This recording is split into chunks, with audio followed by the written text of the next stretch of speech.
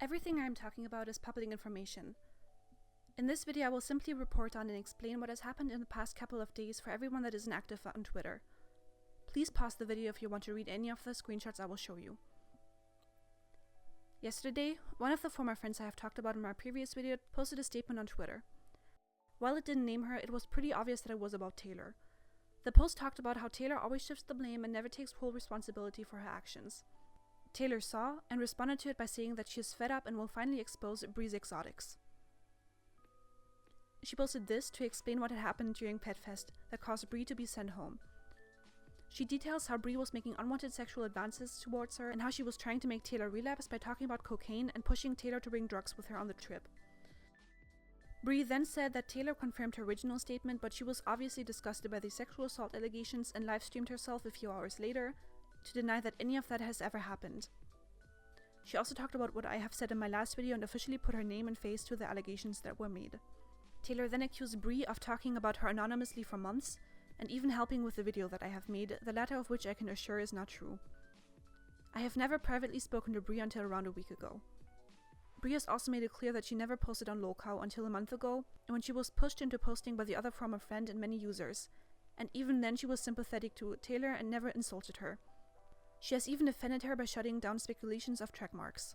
Taylor also accused Bree of taking advantage of her addictive personality by pushing her into bringing drugs to the trip. Bree has said that Taylor took them and smuggled them across the state lines willingly. There is no proof that either claim is true right now. According to Taylor, a few people have talked to Bree during the trip and asked her to stop. Bree denies that anyone has approached her and says that she was bullied during the trip. Taylor posts another statement that says that people are missing the point of her posts and says once again that Bree was taking advantage of her and enabling her. Bree was also an addict during this time, so I'm not certain why Bree was the one enabling Taylor and not the other way around, as Taylor was supposedly sober. In addition to that, Taylor's boyfriend, Johnny Craig, is an addict himself and she has never seemed triggered by him, even though the first rule of any recovering addict is not to get with another addict. A few hours after everything had calmed down, Johnny's band, Slaves, announced that he has been kicked out of the band because he ditched the band an hour before the flight to Europe to go home and do drugs. Taylor said that Johnny came home to go to rehab and that his band members were not treating his recovery correctly. This set off a few band members, which caused them to tweet about how Taylor is actually the one enabling Johnny.